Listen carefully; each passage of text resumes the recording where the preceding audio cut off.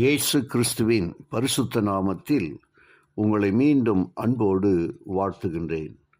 கிறிஸ்துவுக்குள் பிரியமானவர்களே, நாம் ஒவ்வொரு நாளும் சிருஷ்டிப்பை குறித்து அநேக காரியங்களை படித்து வருகின்றோம்.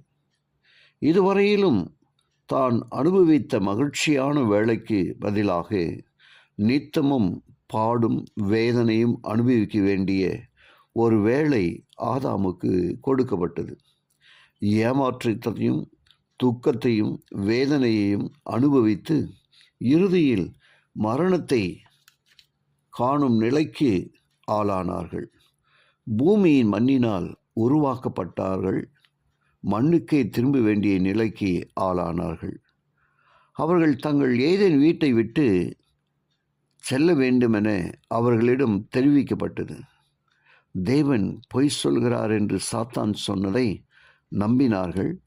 தங்கள் கீழ்ப்படியாமையால் சாத்தான் தங்களை எளிதாக அணுகுவதற்கான ஒரு வழியை அவர்கள் திறந்து விட்டார்கள்.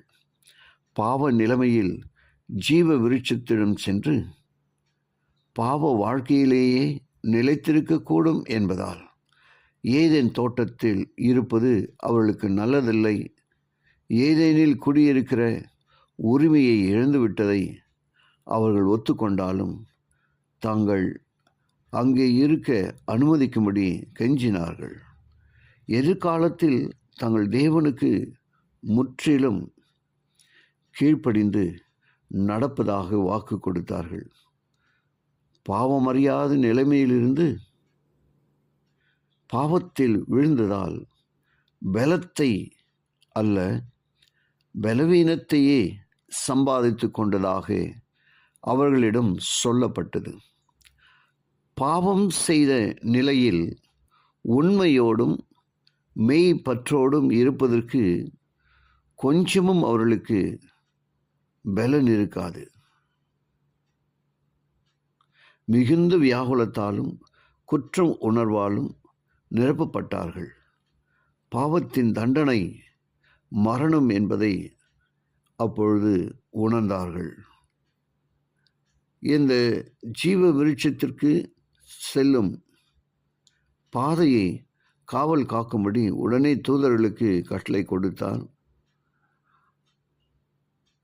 ஆதாமும் ஏவாளும் தேவனுக்கு கீழ்ப்படியாமல் போக வேண்டும், அவருடைய கோபத்திற்கு ஆளாக வேண்டும், பிறகு ஜீவ விருட்சத்தின் கனியை புசித்து பாவ வாழ்க்கையில் நித்தியமாக நிலைத்திருக்க வேண்டும் என்பது தான் சாத்தானுடைய திட்டம். ஆனால் ஜீவ விருட்சத்திற்கு அவர்கள் செல்ல முடியாமல் தடுப்பதற்கு தூதர்கள் அனுப்பப்பட்டார்கள். அந்த தூதர்களை சுற்றிலும் எல்லா பக்கங்களிலும் ஒளி கதிர்கள் பளிச்சிட்டன. அவை பளபளக்கும் பட்டயங்கள் போல தெரிந்தன. ஜெபிப்போமா. கிருபையுள்ள நல்ல பிதாவை உமக்கு நன்றி சொல்லுகிறோம். இந்த நாளிலும் உம்முடைய வார்த்தையின் வழியாக நீர் எங்களோடு பேசின தயவுக்கு ஸ்தோத்திரம்ப்பா. கேட்டு ஒவ்வொருவரையும் ஆசீர்வதியும். இயேசு கிறிஸ்துவின் பரிசுத்த நாமத்தில் ஜெபிக்கிறேன், ஜீவனுள்ள நல்ல பிதாவே. ஆமென்.